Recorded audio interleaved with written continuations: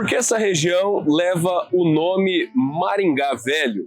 Você sabe por que a implantação do meio urbano de nossa cidade começou por aqui? Tem ideia que esse início pode ter relação com a disputa de território? Bem, mas antes de tudo, já aproveite para se inscrever e ativar o sininho e não perder as nossas novidades, beleza? Preparem-se para uma viagem no tempo. Nós vamos retratar alguns eventos que talvez poucos de vocês conheçam. Sejam bem-vindos ao Maringá Histórica.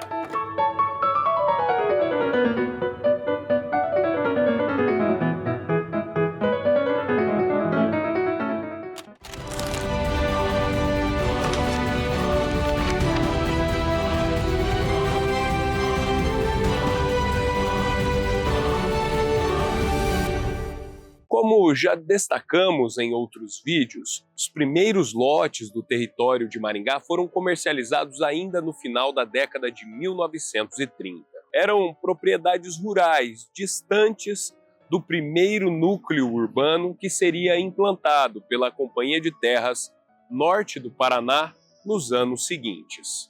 Mas para entender este início de Maringá, precisamos voltar um pouco mais no tempo. Ao longo das décadas, a empresa agroimobiliária comprou vastas áreas pelo norte e noroeste do Paraná, em diferentes operações que envolviam o governo do estado e também iniciativas privadas. Ela obteve sucesso na maioria dos casos, mas teve uma situação em específico que não vigorou: a então Fazenda Brasileira, território que se tornaria posteriormente a cidade de Paranavaí. Bem, mas o projeto agroimobiliário não poderia parar. Ele seguiu com sucesso por meio da criação de vários conglomerados. Mas no início dos anos 40, o governo Vargas capitaneou uma ação que visava ocupar regiões distantes do litoral brasileiro. O programa estimulava a criação de estradas e a constituição de povoados, os quais, com sorte, se transformariam em cidades. Era a chamada Marcha para o Oeste, que inaugurava novas fronteiras conforme adentrava no território, com ou sem o apoio da iniciativa privada. Ao que se tem notícia, no noroeste do Paraná, isto é, em parte da área da propriedade da Companhia de Terras, houve apenas um ato oficial da Marcha para o Oeste. E foi exatamente em Maringá, no dia 10 de novembro de 1942. Praticamente não existem estudos que avaliam o que levou ao ato ou quais as suas consequências. O que trataremos a seguir é fruto de reflexões, cruzamento de dados e alguns poucos depoimentos. Conta-se que as lideranças da Fazenda Brasileira estavam estendendo uma estrada para se conectar às vias abertas pela Companhia de Terras. Elas pretendiam chegar à região de Maringá, antes mesmo de a empresa constituir o núcleo urbano em sua própria propriedade. No início da década de 40, a Companhia de Terras ainda era uma subsidiária da britânica Paraná Plantations. Por essa razão, Getúlio Vargas tensionava com os interesses internacionais, sobretudo devido aos investidores britânicos deterem uma área muito grande e significativa de um estado brasileiro. Pode ter sido essa a razão de a Marcha para o Oeste ter sido tão específica na região, vindo a acontecer em Maringá. Não há documentação disponível para interpretarmos como se deu a divulgação daquela solenidade. No entanto, é provável que a Companhia de Terras, ainda sob gestão britânica, se viu diante de conflitos institucionais e políticos. De um lado, a oeste do Paraná, havia o avanço da estrada empreendida por outra iniciativa.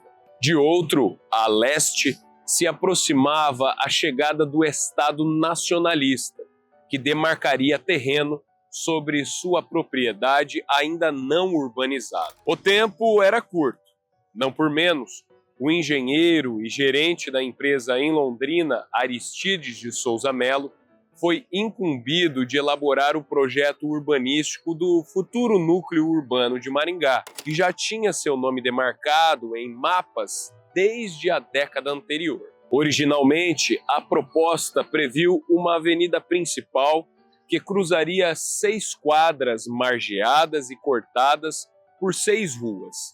Essa avenida foi nomeada Avenida Brasil e, naturalmente, tornou-se a artéria comercial do núcleo.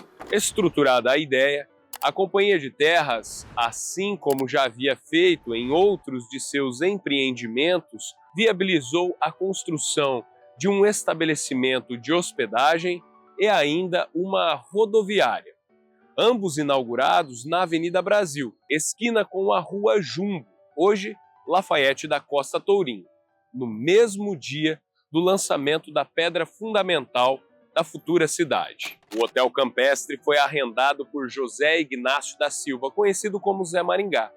Somado ao apelido e também em razão a uma placa que demarcava a chegada na cidade, este estabelecimento passaria a ser conhecido como Hotel Maringá. O curioso é que aqueles eventos também aconteceram junto da solenidade da Marcha para o Oeste, em 10 de novembro de 42, como já falamos. Além disso, o mesmo ato ainda inaugurou o trecho da estrada que passou a conectar Maringá a Porto São José, pela via que passava exatamente pela então Fazenda Brasileira. A foto daquele dia mostra que tanto lideranças políticas quanto empresariais marcaram presença, muitas delas vindas de Londrina, exclusivamente para a solenidade. Podemos constatar que, de fato, havia uma disputa pela fronteira, pela narrativa do progresso e pela conquista do território. O nascimento do patrimônio de Maringá o vinculou administrativamente ao município de Londrina e, posteriormente, a Apucarana. Em 45, os habitantes da localidade participaram da eleição presidencial no Brasil. Realizada em 2 de dezembro, aquela foi considerada a primeira eleição presidencial verdadeiramente democrática da história do país. Pois bem, a partir de então, as quadras do núcleo urbano da cidade começaram a ganhar forma. Dentro de pouco tempo, haveria muitas construções e até mesmo atividades recreativas, com cinemas, circos e campo de futebol. A primeira estrutura com mais de um pavimento de Maringá foi construída na esquina da Avenida Brasil com a Rua Cleópatra, hoje José Jorge Abrão. Trata-se do edifício Langovski, ainda hoje parcialmente preservado. Enfim, variados tipos de negócios passaram a funcionar nesse território. Padarias, casas de secos e molhados, pequenas indústrias de ferragens e madeiras, estúdios fotográficos, oficinas, alfaiatarias, consultórios, hospitais, hotéis, bares, sorveterias, posto de combustível, enfim. De fato, a cidade nascera e dava os seus primeiros passos. Mas os novos dirigentes da Companhia de Terras Norte do Paraná almejavam algo inovador para o seu empreendimento imobiliário. Quando o projeto urbano inicial de Maringá foi elaborado por Aristides de Souza Melo, a empresa ainda respondia aos britânicos. Em 1944, após um período de intensas negociações, a companhia havia sido adquirida por um grupo liderado por Gastão Vidigal e Gastão de Mesquita Filho, que, com eles, trazia uma equipe de engenheiros que tinham uma visão inspirada em cidades modernistas do Brasil e do mundo. Então, em 46, o escritório do urbanista Jorge de Macedo Vieira foi contratado para aprimorar os rascunhos do novo projeto previsto para Maringá. A ideia havia sido concebida pelos engenheiros e membros do alto escalão da companhia, Cássio da Costa Vidigal e Gastão de Mesquita Filho. Sem nunca visitar a região, Jorge de Macedo Vieira apresentou a proposta do que poderia se tornar a cidade que teve o seu nome inspirado em uma canção. Ainda em implementação, o novo projeto da cidade foi lançado em 10 de maio de 1947. O que surgiu com poucas quadras agora ocupava uma área distribuída em 10 zonas espalhadas pelo território, prevendo áreas de ocupação comercial, pública, industrial e, claro, residencial, além de outros espaços de preservação ambiental. A partir de então, essa região ficou conhecida como Maringá Novo, ao tempo que as quadras iniciais passaram a ser imediatamente conhecidas como Maringá Velho. E assim, divididos, os dois núcleos urbanos foram se distanciando com o passar dos anos.